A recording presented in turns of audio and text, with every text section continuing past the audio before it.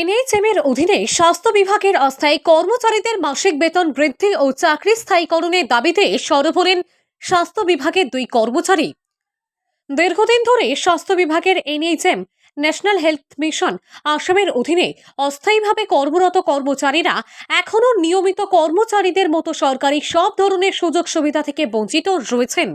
তাদের কাজের পরিমাণ ও গুরুত্ব অপরিসীম হলেও তারা মাস শেষে মাত্র স্বল্প বেতন পেয়ে জীবিকা নির্বাহ করতে বাধ্য হচ্ছেন।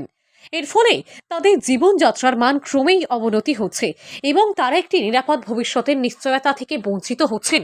এমন কঠিন পরিস্থিতির মধ্যে তাদের মাসিক বেতন বৃদ্ধি ও চাকরি স্থায়ীকরণের দাবিতে মুখ খুলেছেন হাইলাকান্দি জেলার ভজন্তিপুর এনপিএইচসির ল্যাবরেটরি টেকনিশিয়ান আব্দুল কুদ্দুস চৌধুরী এবং staff nurse GNM Shanta Sharma রায়।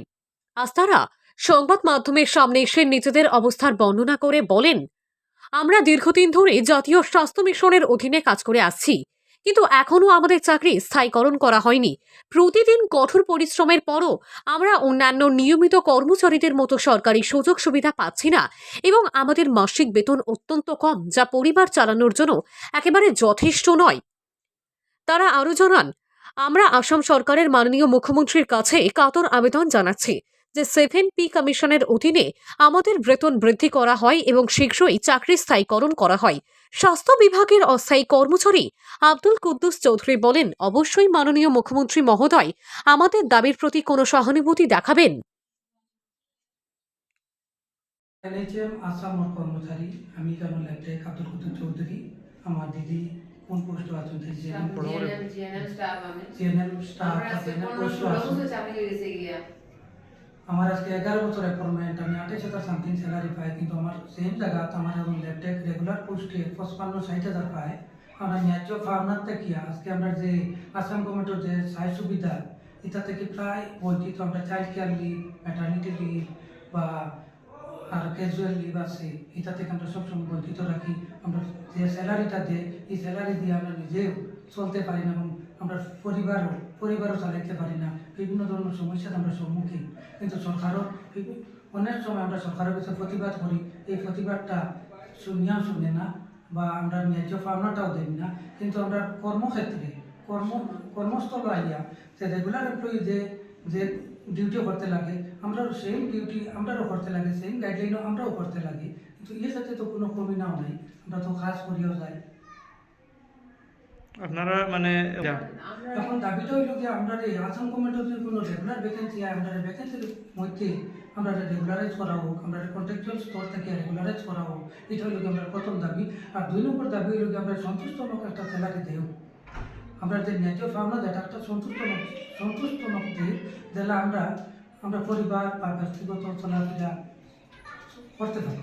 আমরা এই স্যালারি দিয়ে না পড়তে পড়াইতে পারিয়া, না নিজে চলতে পারিয়া, না নিজে পরিবার চালাইতে পারিয়া, মানে রেগুলার এমপ্লয়ির মতো আমরা স্যালারি দেবো।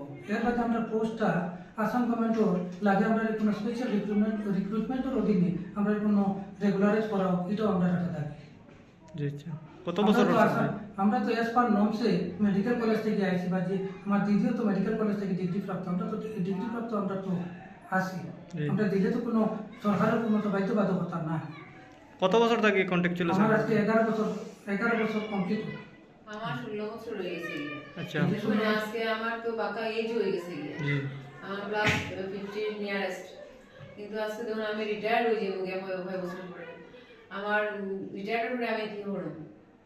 আমার বাচ্চারা আছে, আমার কাছে কোনো সেভিংস নেই, আমরা যা টাকা পাই আমরা ওই জায়গায় খরচা হয়ে যায়। কত টাকা স্যালারি বর্তমানে আপনারা? আজকে আমার 16-17 বছর হয়ে গেছে, আমার স্যালারি মাত্র 34। আমার সঙ্গে যে পার্মানেন্ট জিএনএমরা যে পার্মানেন্ট তারা তো প্রায় 60 হয়ে গেছে গিয়া, তারপরে তারা প্রমোশন হয়েছে, ইনচার্জ বেল্ট তারা পাইছে, আমরা কিচ্ছু নাই। অথচ আমরা সেম ডিউটি করলাম তারার মতো, কিন্তু আমরা থেকে তারা ডাবল স্যালারি পায়। তারা চাইল্ড কেয়ার লিভও পায়, 6 মাস কিতা বছর পায়, আমরা এটাও নাই। এর বাদে ম্যাটার্নিটি লিভও পায়, দুটাই মিলিয়ে 1 বছর পায়। এর বাদে যার কিতা আছে আর্লি আমরা নাই, কিন্তু তারা পায়। মেডিকেল লিভ ছুটিও নাই আমরা মেডিকেল লিভ আমরা পাইতে গিয়া বিভিন্ন আমি নিজে গোল্ড ব্লাডার অপারেশন আমি মেডিকেল লিভ লইতে গিয়া 10 দিন লইতে গিয়া আমরা যদি আমার অ্যাপ্লিকেশন করতে লাগছে আলাদা ইয়েও করতে লাগছে মেডিকেল গ্রাউন্ডে ইয়েও বানাইতে লাগছে আমরা ছুটি উইদাউট পে আমরা ছুটি নিতে লাগে আমি পোস্ট অপারেটিভ পেশেন্ট আমরা আমার কিছু বড় কিছু হয় আমরা মানে ছুটি নাই নাম কিটা আপনার? আমার নাম শান্তা আগামী শর্মা আগামীকালকে আমরা চাকরি কোনো স্থায়িত্ব নেই স্থায়িত্ব নেই আছে তারা ফ্যামিলি তারা যদি মারা যায় তারা ফ্যামিলি পুরা স্যালারি পেয়ে যাবে আপ টু মানে রিটায়ার্ড এজ পর্যন্ত কিন্তু আমরা এগুলো আমরা তারা ডিএ থেকে বঞ্চিত। হচ্ছে অ্যাক্সিডেন্টাল বেনিফিট যদি কর্মস্থল থেকে যায় অ্যাক্সিডেন্টাল বেনিফিট টাকা 5 লাখ আর 5 লাখ কত বেনিফিট অ্যাক্সিডেন্টাল বেনিফিট 5 লাখ কর্মস্থল থেকে যাবা আবার ঠিক আছে। চাকরি নেওয়া নিশ্চয়। এগুলা বর্তমান আমরা তুলিয়া ধরছি এগুলা আগেও ছিল বর্তমান কোন মুখ্যমন্ত্রী মাননীয় মুখ্যমন্ত্রী তাই আগেও স্বাস্থ্যমন্ত্রী ছিল বর্তমানে তার দপ্তরে যদিও মুখ্যমন্ত্রী পদ আছে কিন্তু তার অধীনস্থ এখনো স্বাস্থ্য বিভাগটা আছে আমি তার কাছে জোরালো দাবি বিনম্র অনুরোধ করিয়া যাতে আমরা বিভিন্ন ধরনের সুযোগ বিভিন্ন ধরনের যে সহায় সুবিধা এবং আমরা চাকরি স্থায়ীকরণ বা বেতন পরিকাঠামো বর্ধিত বা 7 পে কমিশনের আন্ডারে আমরা স্যালারি দেওয়াও এটা আমরা বিনম্র দাবি এবং বিনম্র অনুরোধ আগে আর আপনারা কোনো আন্দোলন করলেন? আমরা সময় বিশেষে বিভিন্ন স্তর বিভিন্ন আন্দোলন করিয়া তাইয়া all Assam medical laboratory technician association থাকি বা ন্যাশনাল মানে ন্যাশনাল এমপ্লয়ি অ্যাসোসিয়েশন থেকে বিভিন্ন সময় বিভিন্ন পদক্ষেপে আমরা আন্দোলন করিয়া যাই কিন্তু এখন পর্যন্ত আসাম সরকারে আমরা দাবি দাওয়া পূরণ করিয়া দিচ্ছে না বা ব্যর্থ হয়েছে। এখন আপনারা গভর্নমেন্ট গভর্নমেন্টের কাছে বিনম্র অনুরোধ করিয়া মাননীয় স্বাস্থ্যমন্ত্রী বা মুখ্যমন্ত্রীর কাছে বর্তমানে তার অধীনেও আছে তাই যাতে আমরা এই সমস্যা সমাধানের ক্ষেত্রে বিশেষ পদক্ষেপ নেওয়া ঠিক আছে।